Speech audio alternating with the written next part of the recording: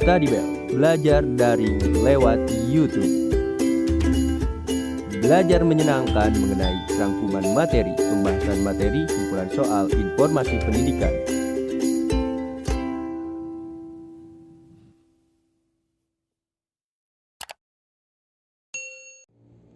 Bab 3. Perumusan dan pengesahan Undang-Undang Dasar Negara Republik Indonesia tahun 1945. 1.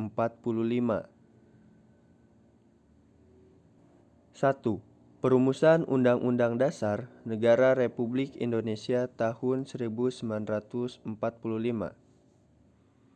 Istilah konstitusi dalam banyak bahasa berbeda-beda. Dalam bahasa Inggris, Constitution.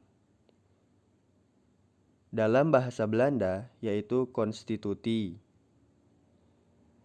Dalam bahasa Jerman, itu Constitution. Dan dalam bahasa Latin, Constitutio, yang berarti undang-undang dasar atau hukum dasar. Konstitusi terbagi menjadi dua, yaitu konstitusi tertulis dan konstitusi tidak tertulis. Konstitusi tertulis merupakan aturan-aturan pokok dasar negara, bangunan negara, dan tata negara yang mengatur kehidupan satu bangsa di dalam persekutuan hukum negara. Sedangkan konstitusi tidak tertulis disebut juga konvensi, yaitu kebiasaan ketatanegaraan yang sering timbul dalam sebuah negara. Undang-Undang Dasar adalah naskah yang memaparkan rangka dan tugas-tugas pokok dari badan-badan pemerintahan suatu negara dan menentukan pokok-pokok cara kerja badan-badan tersebut. Undang-Undang Dasar mempunyai fungsi yang khas, yaitu membatasi kekuasaan pemerintah agar penyelenggaraan kekuasaan tidak bersifat sewenang-wenang. Gagasan ini disebut dengan konstitusionalisme. Negara Indonesia menganut paham konstitusionalisme sebagaimana ditegaskan dalam pasal 1 ayat 2 Undang-Undang Dasar Republik Indonesia tahun 1945 yang berbunyi, kedaulatan berada di tangan rakyat dan dilaksanakan menurut Undang-Undang Dasar. Konstitusi adalah hukum dasar yang dijadikan pegangan dalam penyelenggaraan pemerintahan negara. Konstitusi tidak ditetapkan oleh lembaga legislatif biasa, tetapi oleh badan khusus dan lebih tinggi kedudukannya. Konstitusi merupakan hukum yang paling tinggi dan fundamental sifatnya, sehingga peraturan-peraturan di bawahnya tidak boleh bertentangan dengan Undang-Undang Dasar.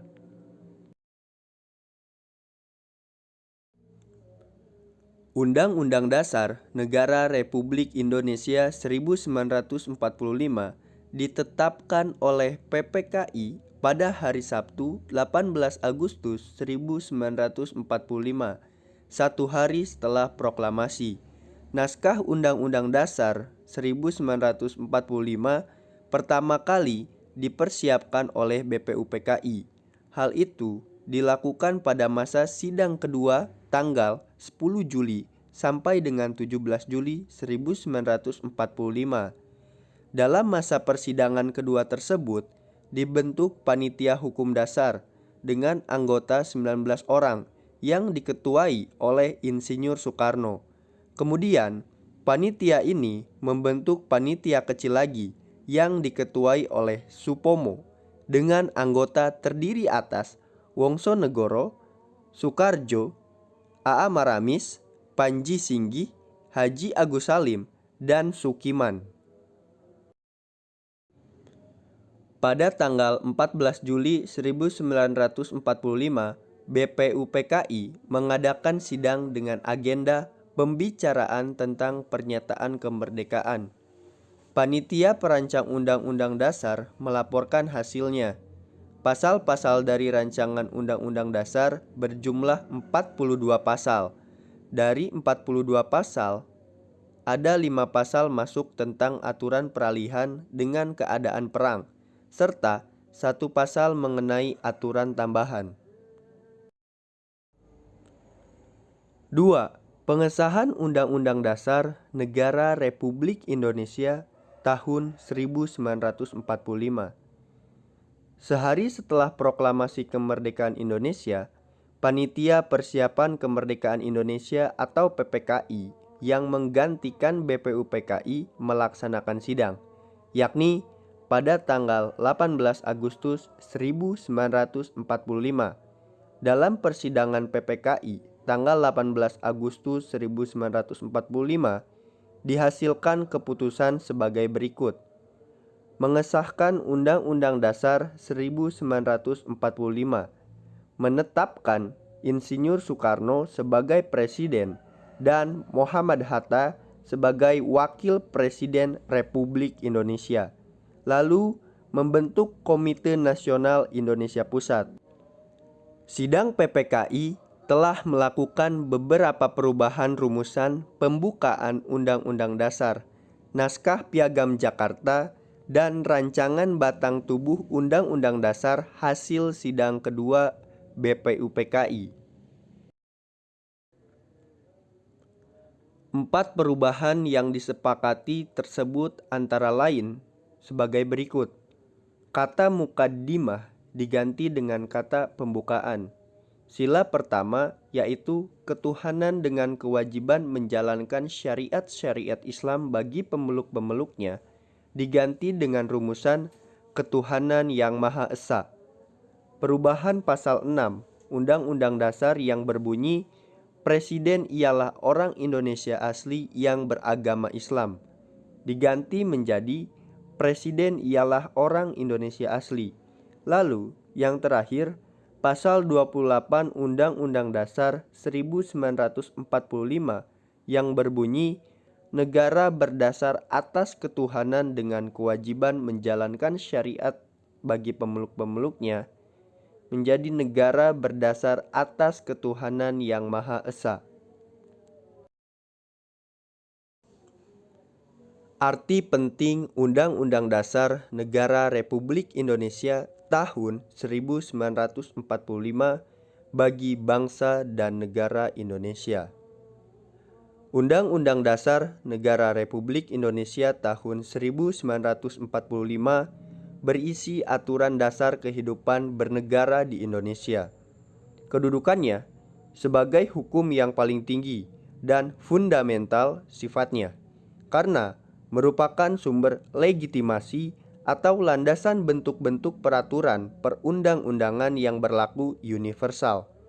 Maka semua peraturan perundang-undangan yang berlaku di Indonesia tidak boleh bertentangan dan harus berpedoman pada Undang-Undang Dasar Negara Republik Indonesia tahun 1945. Peran tokoh perumus Undang-Undang Dasar 1945. Ada 2 paham utama yang dimiliki pendiri negara dalam sidang BPUPKI, yaitu nasionalisme dan agama. Pendiri negara yang didasarkan pemikiran nasionalisme menginginkan negara Indonesia yang akan dibentuk merupakan negara nasionalis atau negara kebangsaan. Sedangkan golongan agama menginginkan didasarkan pada salah satu agama. Berbagai perbedaan di antara anggota BPUPKI dapat diatasi dengan sikap dan perilaku pendiri negara yang mengutamakan kepentingan bangsa dan negara di atas kepentingan pribadi dan golongan. BPUPKI melaksanakan sidang dengan semangat kebersamaan dan mengutamakan musyawarah dan mufakat.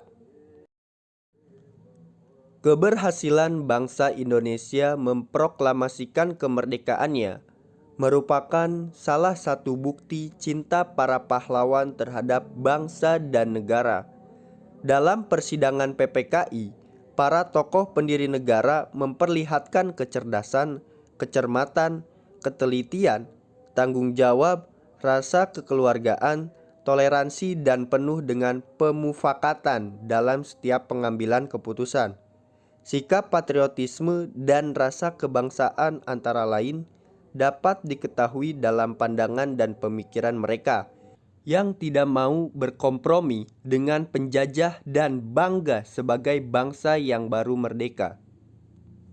Oke semuanya, untuk materi di video kali ini cukup sekian, dan jangan lupa like, komen, dan subscribe. Kemudian aktifkan loncengnya agar kalian mendapatkan updatean terbaru tentang video pembelajaran, rangkuman materi, dan informasi pendidikan yang kita sajikan di YouTube Study Bell. Karena like, komen, dan subscribe dari kalian akan mendukung channel ini semakin berkembang, dan saya akan semangat lagi membuat video-video mengenai pendidikan.